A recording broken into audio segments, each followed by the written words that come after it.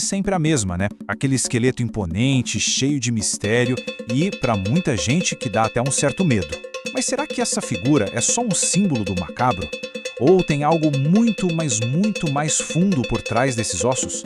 Hoje, a gente vai desvendar a verdade sobre um dos Exus mais populares e talvez um dos mais incompreendidos da Umbanda. Pois é, essa é a pergunta que não quer calar.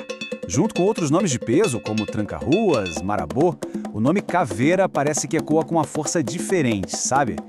Mas e quando a fama de uma entidade acaba não mostrando a real natureza dela e do trabalho espiritual que ela faz? Essa é a ideia que a maioria das pessoas tem. Uma entidade única, um ser feito de ossos que manda e desmanda ali no cemitério, na Calunga. Só que essa imagem, gente, é só a pontinha do iceberg.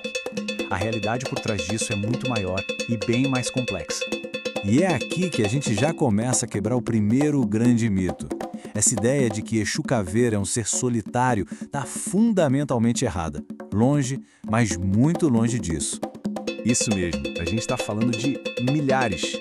Não existe um Exu Caveira. O que existe, na verdade, é uma legião.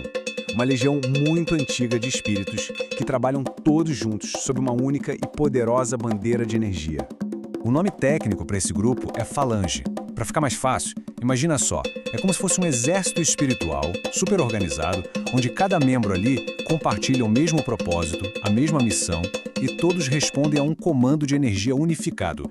E todos eles são liderados por um chefe de linha, que empresta o nome e o poder dele para toda a legião. E olha, essa legião tem uma organização bem clara, viu?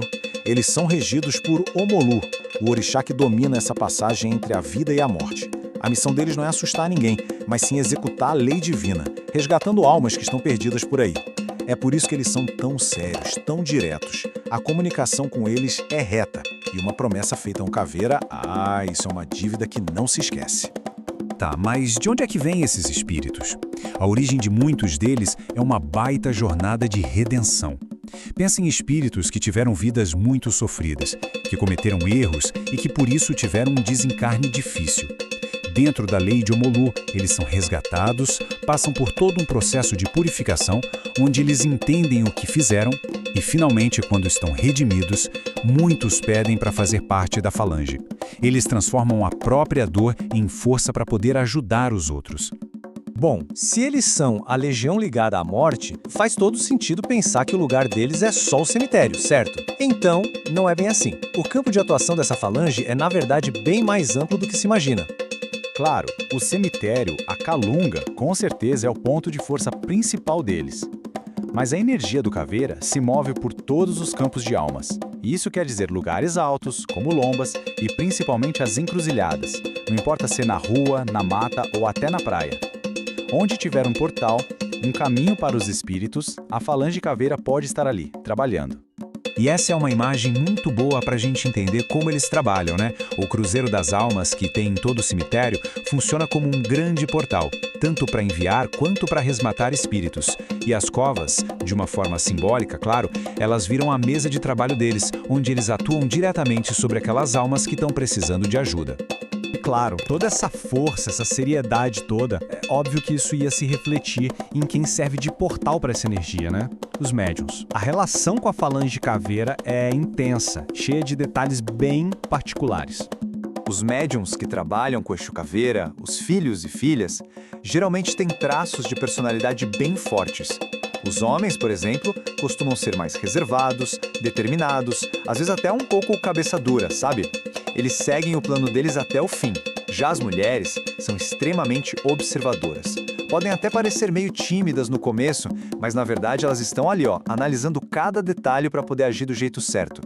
São trabalhadoras incansáveis e com uma opinião muito firme. Olha, essa frase aqui, ela define tudo. Descreve perfeitamente a sensação de estar perto de um médium que está incorporado com um Exu Caveira. A vibração é tão, mas tão intensa que ela cria um campo de energia que dá para sentir, uma barreira que meio que repele, igualzinho a dois ímãos do mesmo polo. É a assinatura de energia da falange, não tem como confundir. E é justamente essa energia toda poderosa que leva a gente para o ponto mais delicado da nossa conversa. Trabalhar com a falange caveira é uma honra, sem dúvida, mas é também uma responsabilidade gigantesca, Uma responsabilidade que, se não for bem compreendida, pode se tornar perigosa. Aqui o papo fica sério, porque essa energia, pela própria natureza dela, exige um respeito e um equilíbrio absolutos. Sem isso, ela acaba se voltando contra a pessoa que tenta manipular. E esse é o pulo do gato, sabe? A gente tem que tirar da cabeça essa ideia de bem e mal. Para entender Exu Caveira, é preciso entender a natureza fundamental dele, qual é a função dele dentro dessa engrenagem cósmica toda. A natureza de Exu Caveira é consumir. A energia dele trabalha assim, esgotando, drenando o que precisa ser retirado. Pode ser uma energia negativa, uma doença, um feitiço. Ele é um executor da lei e a ferramenta de trabalho dele é o consumo de energia. Então, o que acontece quando o médium não está em equilíbrio? Ou quando ele não alimenta a entidade do jeito certo? O que essa energia vai consumir? O que está mais perto? O próprio médium. E isso aparece como um cansaço que não passa.